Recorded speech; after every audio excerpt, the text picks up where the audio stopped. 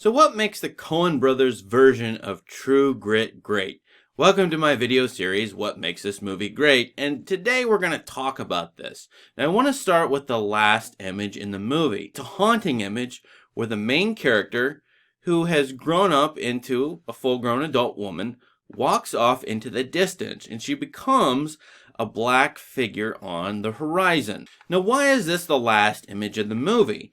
If you were to look at the earlier parts of the movie, you would also see that the killer of her father, Tom Chaney, played by Josh Brolin, is similarly placed as a black figure in the horizon.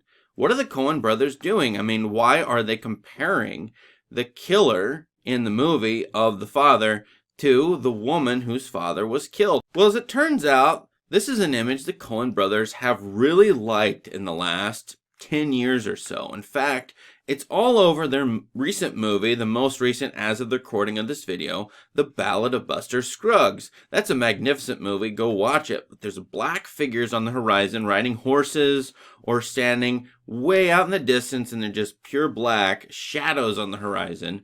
There's several of those images throughout that movie. They started to do this in True Grit, I think, and that's because True Grit is riffing on one of the great American movie classics, The Night of the Hunter.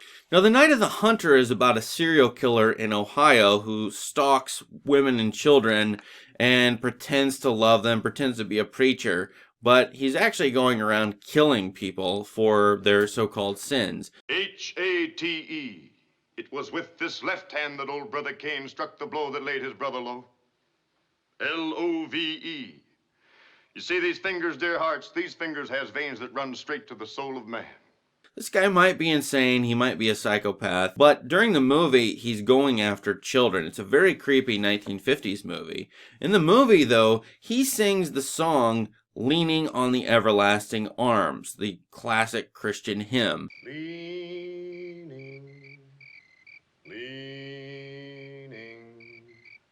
safe and secure from all alarm. This is featured throughout the Coen Brothers' True Grit. So in that way, The Night of the Hunter and the True Grit are synced up. But also that image of the black figure on the horizon, as in this example from Night of the Hunter.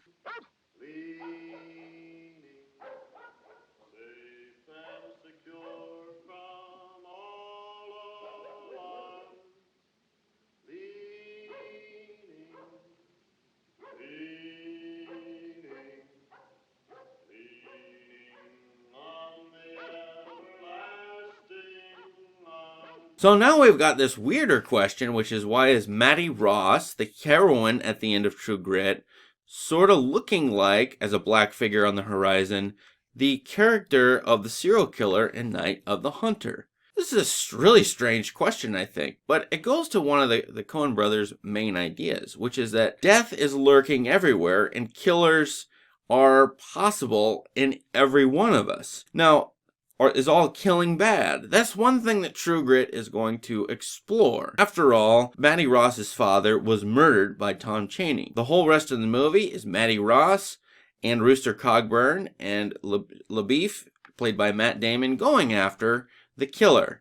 Should they kill somebody for doing a killing? Should we have eye for an eye justice? That's one of the main questions of True Grit as a story. Now, what's interesting about True Grit as a story, and I'm talking about the novel, the 1969 movie with John Wayne, and the Coen Brothers version, is that this is a story that's really two different stories. One is it's a revenge tale, a classic revenge tale of someone going after a killer and trying to kill the killer. But there's another story going on here, which is the friendship redemption story. In fact, I think the storyteller in Charles Portis's classic novel, Mattie Ross, and it's a first-person narrator in that novel, misunderstands her own story. She thinks it's a revenge tale, but it's actually a story of her becoming friends with Rooster Cogburn, and Rooster Cogburn saving her. And the last little bit in the novel, and in the Coen Brothers version of this, is that she is an adult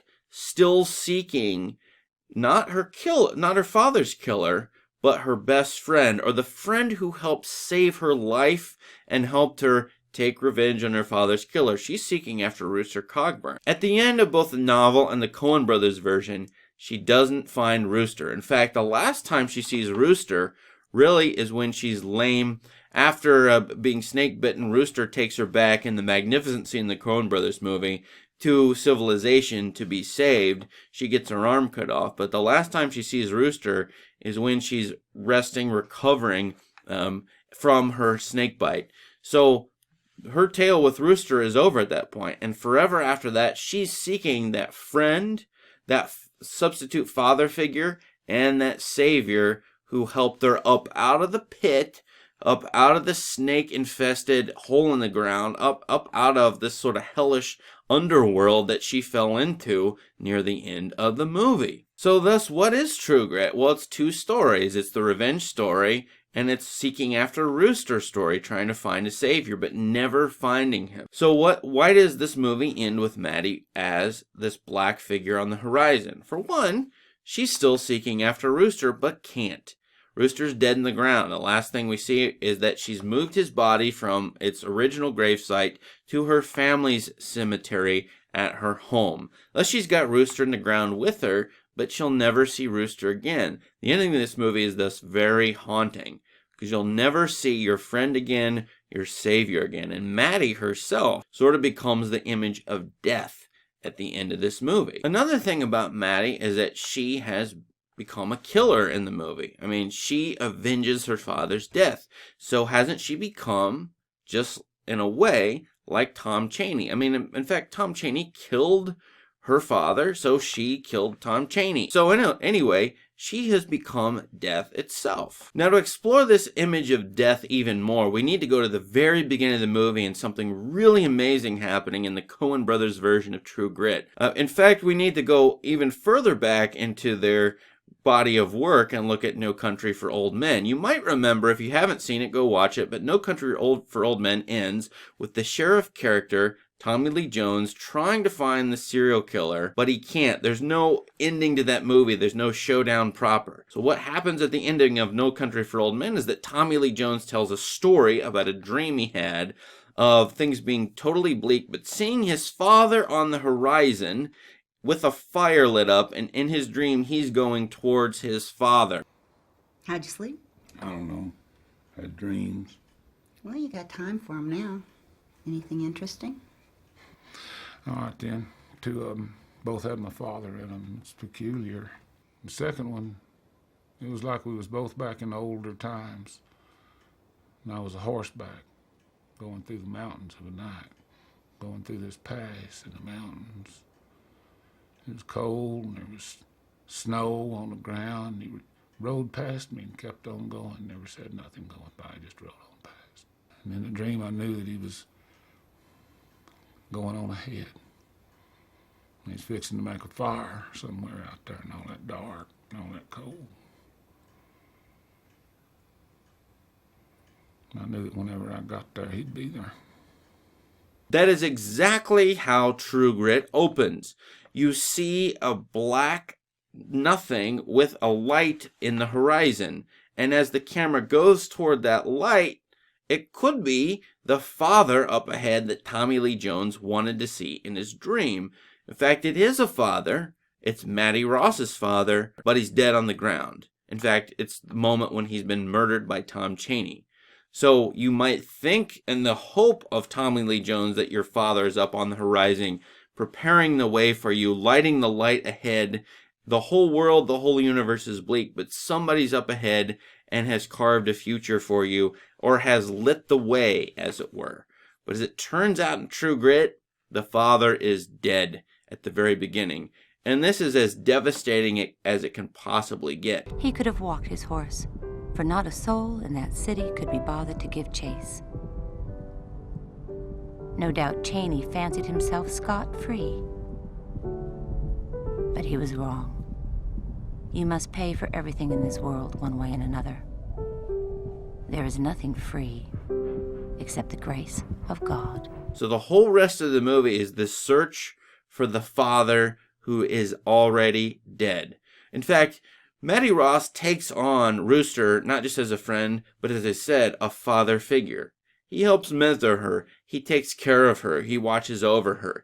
He's the older man. He's the 40 to 45 to 50-year-old man taking care of a 15-year-old girl who thinks she can do it all on her own, but in fact is in over her head.